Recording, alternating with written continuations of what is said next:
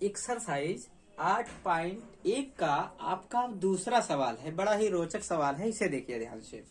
क्या कह रहा है आपसे कि संलग्न चित्र में tan p minus cot r का मान ज्ञात कीजिए। तो देखो tan p और कॉट r का मान ज्ञात करना है तो एंगल इसमें चेंज है, तो थोड़ी सी सावधानी आपको बरतनी है। तो सबसे पहले हम तीनों भुजाओं का मान निकाल लें। तीसरी भुजा का मान हम पाइथागोरस थ्योरम से निकालेंगे।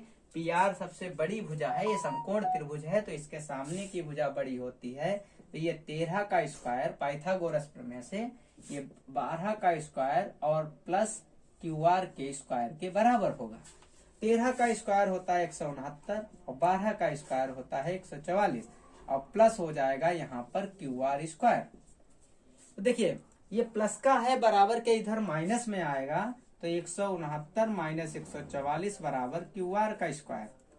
तो देखो 169 से 144 अगर हम घटाते हैं बच्चों तो आपका आता है 25 और बराबर आएगा QR स्क्वायर। स्क्वायर हटाएंगे तो यहाँ पे अंडर रूट लगेगा तो QR बराबर आ जाएगा अंडर रूट 25। तो QR की वैल्यू जो आपकी आई है वो आ जाएगी 5। मतलब कहने का मतलब है QR का मान आपका 5 आया है। तो मेरे प्यारे बच्चों हमको QR की वैल्यू मिल गई है।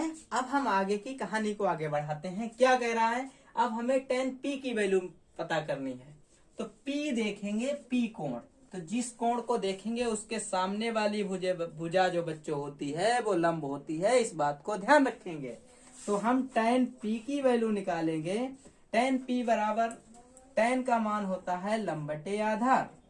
तो लंब की वैल्यू tan p कोण के सामने लंब आपका है तो 5 होगा और इसके लिए आधार आपका 12 कहलाएगा। अब हमको कॉट r की वैल्यू निकालनी है। तो कॉट r जो होता है tan का बिल्कुल अपोजिट होता है। देखो कैसे, कॉट r की वैल्यू होती है आधार बटे लंब। अब r जब कोण हम ये न्यून कोण ये देखेंगे तो इसके लिए आधार ये कहलाएगा और इसके लिए लंब की बात करेंगे तो ये कहलाएगा, इसके सामने वाली भुजा। तो आधार भी इसका भी 5 और लंब इसका हो जाएगा 12। अब हमें मान तो इसका निकालना है, तो इसका मान निकालने के लिए tan p minus cot r का मान निकालना है। तो tan p की वैल्यू यहां से उठा के रखेंगे तो ये आ गई 5/12 और माइनस कॉट r की भी वैल्यू आई है आपकी 5/12। ये कट गई, 5/12 से 5/12 जाएगा तो 0 बचेगा। यही आपका आंसर है। देखिए आपका तीसरा प्रश्न है। तीसरा प्रश्न में आपको दे रखा है अनुपात sin a का।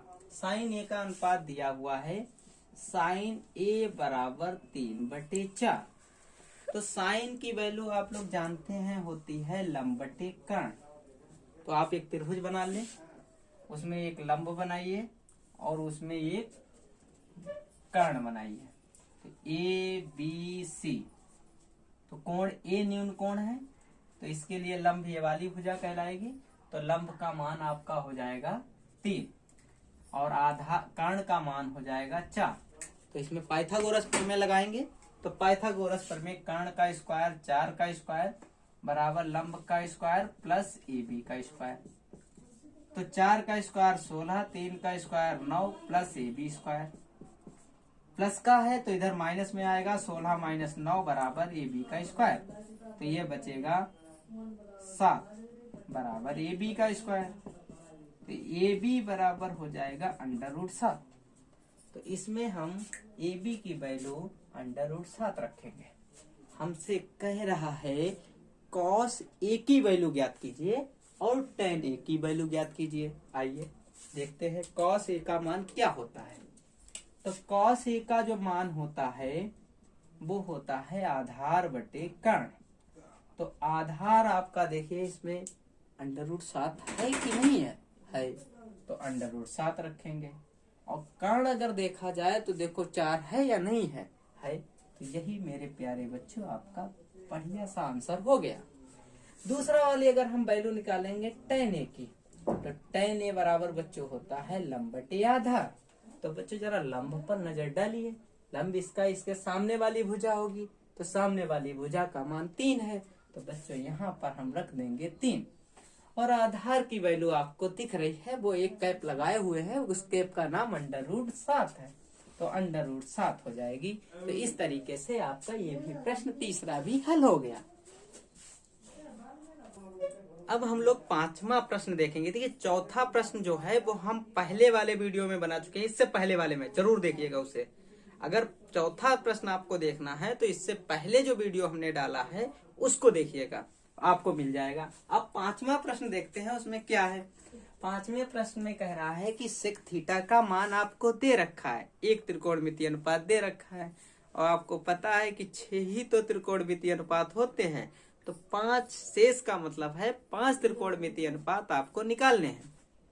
तो अब देखिए कि लाल बटे कक्का को अपने बुलाइए और इसमें हमें सेक की वैल्यू निकालिए। तो देखो सेक यही तो होता है, तो सेक थीटा बराबर जो आपको दे रखा है वो है 13/12।